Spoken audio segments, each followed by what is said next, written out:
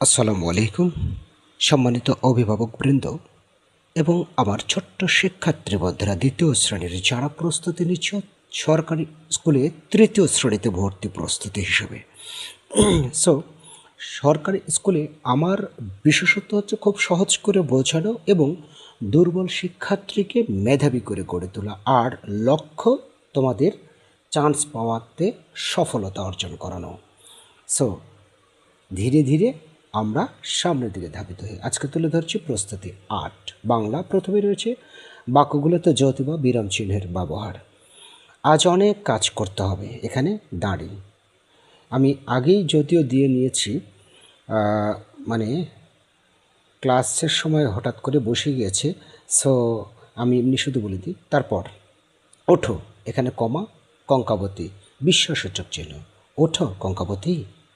তারপর ঝিমিত বলছে, ঝিমিতের একজন ডায়লগ, ঝিমিতের পরে কোলন কি বলছে, আমি ছবি আঁকবো, এখানে দাঁড়ি। এভাবে রাক্ষস মারা যাবে না, মানে বিস্ময়সূচক হয়ে বলছে, তাই এটা বিস্ময়সূচক। এভাবে রাক্ষস মারা যাবে না কে বলেছিল? কঙ্কাবতী রাজকুমারকে বলেছিল, ডালিম কুমারকে। চলো ক্লাসে যাই, এটা সেই গল্পের। চলো কমা ক্লাসে যাই। ওকে, এবারে প্রশ্নের উত্তর। নিচের প্রশ্নগুলোর উত্তর লেখো। মাত্রা কাকে বলে?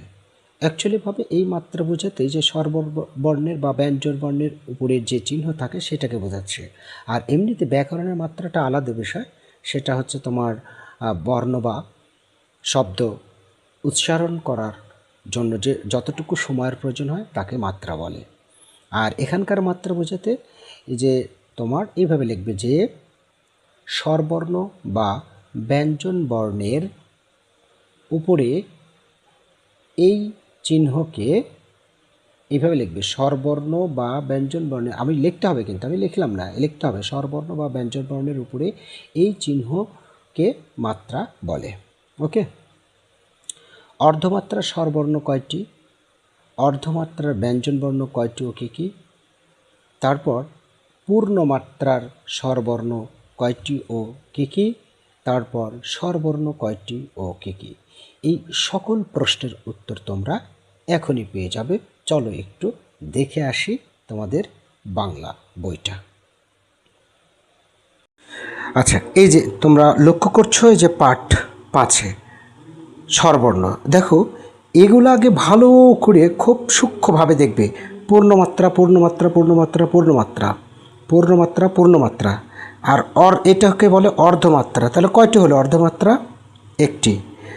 আবার মাত্রা নেই, মাত্রা নেই, মাত্রা নেই, মাত্রা নেই, এই চারটিতে কোনো মাত্রা নেই। তার মানে স্বরবর্ণের মধ্যে আমরা মাত্রাবিহীন পেলাম 4টি, আর মাত্রা দিয়ে পেলাম 6টি, আর মাত্রা অর্ধমাত্রা পেলাম 1টি।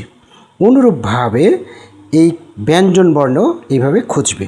যেমন অর্ধমাত্রাগুলো আমি খুঁজে নিই। যেমন অর্ধমাত্রা, অর্ধমাত্রা, অর্ধমাত্রা, অর্ধমাত্রা, অর্ধমাত্রা। তারপর তোমার আছে, দেখি এই যে অর্ধমাত্রা, তারপর দেখাচ্ছি অর্ধমাত্রা আর নেই। তাহলে অর্ধমাত্রা কয়টা পেলাম আমরা একটু দেখো ভালো করে। 1টা, 2টা, 3টা, 4টা, 5টা, 6টা, আর অর্ধমাত্রা নেই, তাই না?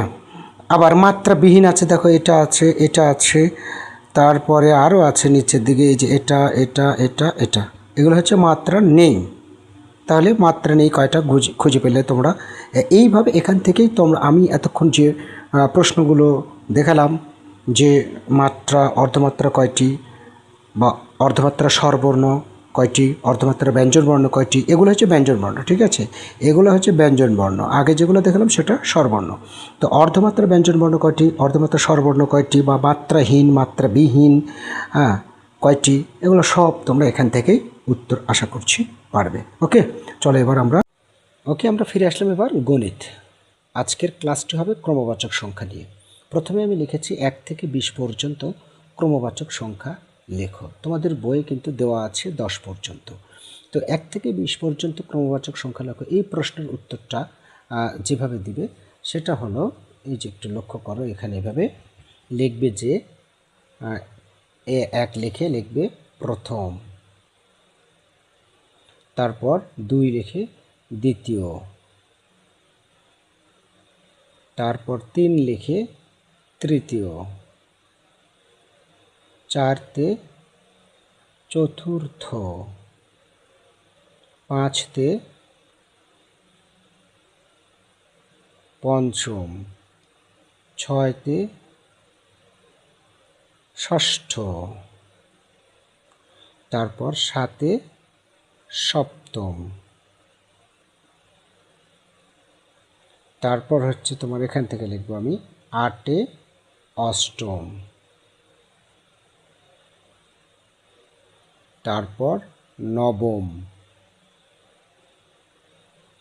তারপর দশম, তারপর একাদশ, তারপর দ্বাদশ, এটা দ, তারপর ত্রয়োদশ। এই ত্রয়োদশে অনেক সময় উপরে মাত্রা দেয় না অনেকে, এটা কিন্তু ভুল হবে তাহলে। হ্যাঁ, মাত্রা না দিলে ওটা এ হয়ে যাবে। তারপর হচ্ছে যে চতুর্দশ, এই যে রেপ 10, ঠিক আছে, দয় রেপ। তারপর পঞ্চদশ,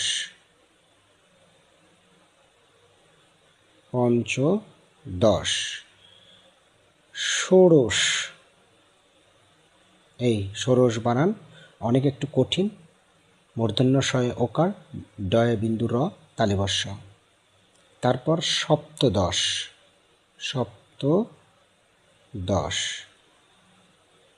অষ্টা হবে এবার, অষ্টা, টয়াকার, অষ্টাদশ। ঊনবিংশ, ঊনবিংশ, ওকে। তারপর এটা হচ্ছে বিংশ, এই হচ্ছে 20 পর্যন্ত, ওকে। আচ্ছা, তারপরে প্রত্যেকটি কী প্রশ্ন বলেছে যে প্রথম থেকে 20 পর্যন্ত ক্রমবাচক সংখ্যার সংক্ষিপ্ত রূপ লেখো। মানে এর আবার সংক্ষিপ্ত রূপ আছে, এগুলারই সংক্ষিপ্ত রূপ। যেমন প্রথমে আছে 1 ম, দ্বিতীয়তে এইটা 2 অন্তস্থ অ, তৃতীয়তে 3 অন্তস্থ অ, চতুর্থতে 4 থয়ে রেপ, পঞ্চমে 5 ম, ষষ্ঠতে 6, এই যে এইভাবে।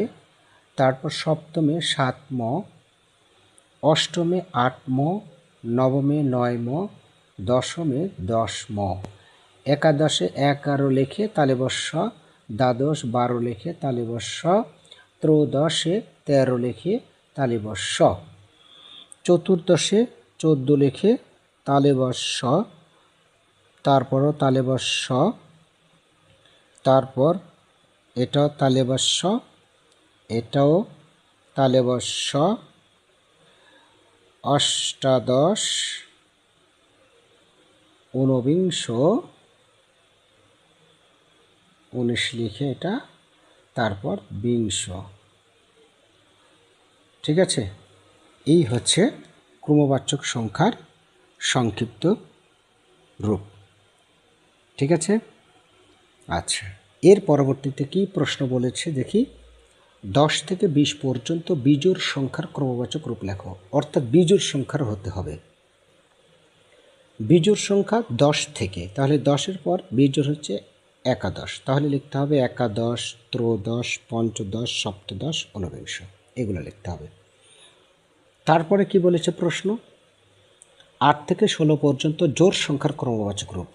8 থেকে 16, তাহলে 8ও ধরতে হবে, 8 একটা জোড়, তাহলে অষ্টম, দশম, দ্বাদশ, চতুর্দশ, ষোড়শ। তারপর বলছে একটি লাইনে 7 জন শিশুর মধ্যে বা মাঝে,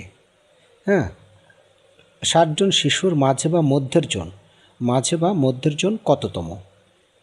7 জন শিশুর মধ্যে, তো 7টা শিশু আমি এঁকে নিতে পারি, 1 2 3 4 5 6 7।